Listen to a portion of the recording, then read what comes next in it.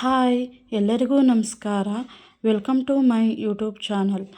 ಯಾರೆಲ್ಲ ನನ್ನ ಯೂಟ್ಯೂಬ್ ಚಾನಲ್ನ ನೋಡ್ತಿದ್ದೀರಾ, ಒಂದು ಲೈಕ್ ಮಾಡಿ, ಶೇರ್ ಮಾಡಿ, ಸಬ್ಸ್ಕ್ರೈಬ್ ಮಾಡಿ.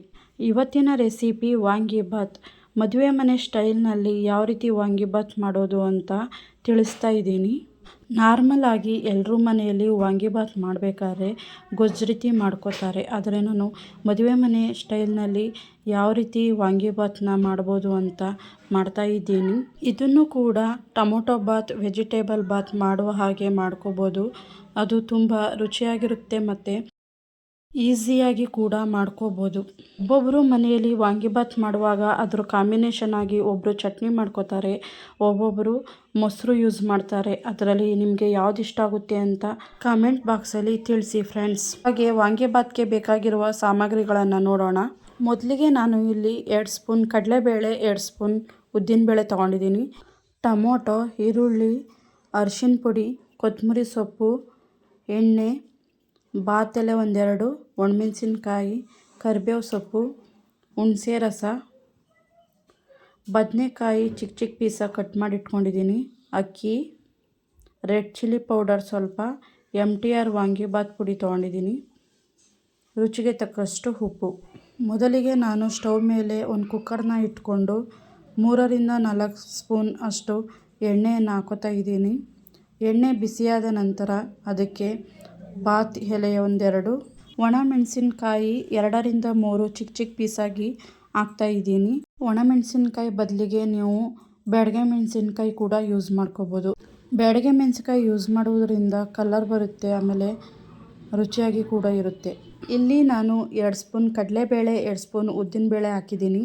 ನಂತರ ಅದಕ್ಕೆ ಸ್ವಲ್ಪ ಕರಿಬೇವು ಸೊಪ್ಪು ಹಾಕಿ ಚೆನ್ನಾಗಿ ಫ್ರೈ ಮಾಡ್ಕೋಬೇಕು.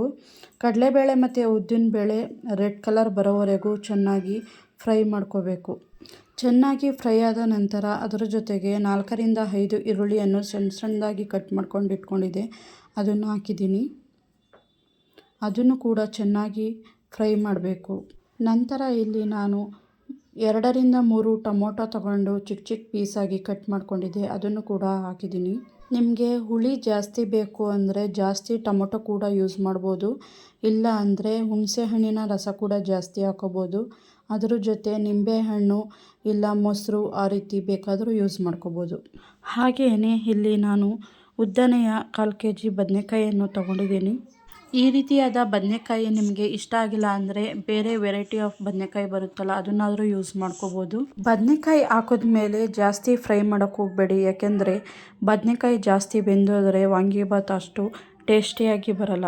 ಬದನೆಕಾಯಿಯನ್ನು 1 ಅಥವಾ 2 ನಿಮಿಷಗಳಷ್ಟು ಕಾಲ ಫ್ರೈ ಮಾಡಿಕೊಂಡ್ರೆ ಸಾಕಾಗುತ್ತೆ. ಫ್ರೈ ಆದ ನಂತರ ಅದಕ್ಕೆ ಸ್ವಲ್ಪ ಅರಿಶಿನ ಪುಡಿ ಸೇರಿಸಿ, ನಂತರ ಸ್ವಲ್ಪ ಚಿಲ್ಲಿ ಪೌಡರ್ ಸೇರಿಸಿ ಚೆನ್ನಾಗಿ ಫ್ರೈ ಮಾಡ್ಕೋಬೇಕು. ನಂತರ ಇಲ್ಲಿ ನಾನು ನಿಂಬೆಹಣ್ಣಿನ ಗಾತ್ರದಲ್ಲಿ ಹುಣಸೆ ಹಣ್ಣನ್ನು ತಗೊಂಡು ಅದರ ರಸವನ್ನು ಹಾಕ್ತಾ ಇದ್ದೀನಿ. ರಸವನ್ನು ಹಾಕಿದ ನಂತರ ಅದು ಚೆನ್ನಾಗಿ ಮಿಕ್ಸ್ ಆಗೋವರೆಗೂ ಫ್ರೈ ಮಾಡ್ಕೋಬೇಕು.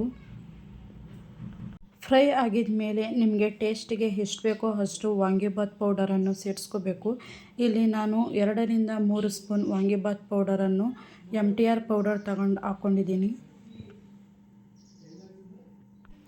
MTR ವಾಂಗಿಬಾತ್ ಪೌಡ್ರನ್ನು ಮಿಕ್ಸ್ ಮಾಡಿ ಚೆನ್ನಾಗಿ ಫ್ರೈ ಮಾಡ್ಕೊಂಡ್ಮೇಲೆ ನಿಮಗೆ ಎಷ್ಟು ಬೇಕೋ ಅಷ್ಟು ಕೊತ್ತಂಬರಿ ಸೊಪ್ಪನ್ನು ಸಣ್ಣದಾಗಿ ಕಟ್ ಮಾಡಿ ಹಾಕೋಬೇಕು. ಹಾಕೊಂಡ ನಂತರ ಅದನ್ನು ಚೆನ್ನಾಗಿ ಫ್ರೈ ಮಾಡಿ ನಂತರ ನೀರನ್ನು ಸೇರಿಸ್ಕೊಳ್ಳಿ. ನಾನು ಇಲ್ಲಿ 2 ಲೋಟ ಅಕ್ಕಿ ಯೂಸ್ ಮಾಡೋದ್ರಿಂದ 4 ಲೋಟ ಅಷ್ಟು ನೀರನ್ನು ಹಾಕೋತಾ ಇದ್ದೀನಿ. ಕುಕ್ಕರಲ್ಲಿ ಮಾಡೋದ್ರಿಂದ 2 ಲೋಟ ಅಕ್ಕಿಗೆ 4 ಲೋಟ ನೀರು ಹಾಕಿದ್ರೆ ಸಾಕಾಗುತ್ತೆ. ಆದರೆ ಪಾತ್ರೆಯಲ್ಲಿ ಮಾಡಬೇಕಾದ್ರೆ 2 ಲೋಟ ಅಕ್ಕಿಗೆ 5 ಲೋಟ ನೀರಾದರೂ ಹಾಕಬೇಕಾಗುತ್ತೆ. ನಂತರ ರುಚಿಗೆ ತಕ್ಕಷ್ಟು ಉಪ್ಪನ್ನು ಹಾಕಿ ಚೆನ್ನಾಗಿ ಕುದಿಸ್ಕೋಬೇಕು. ಕುದಿ ಬಂದ ಮೇಲೆ ನಾವು ತಗೊಂಡಿರುವಷ್ಟು ಅಕ್ಕಿಯನ್ನು ಹಾಕಿ 1-2 ಸಲ ಕೈ ಆಡಿಸಿ ಚೆನ್ನಾಗಿ ಕೈ ಆಡಿದ ಮೇಲೆ ಕುಕ್ಕರ್ ಮುಚ್ಚಳವನ್ನು ಮುಚ್ಚಿ 1 ವಿಸಲ್ ಕೂಗಿಸ್ಕೊಂಡ್ರೆ ಸಾಕಾಗುತ್ತೆ.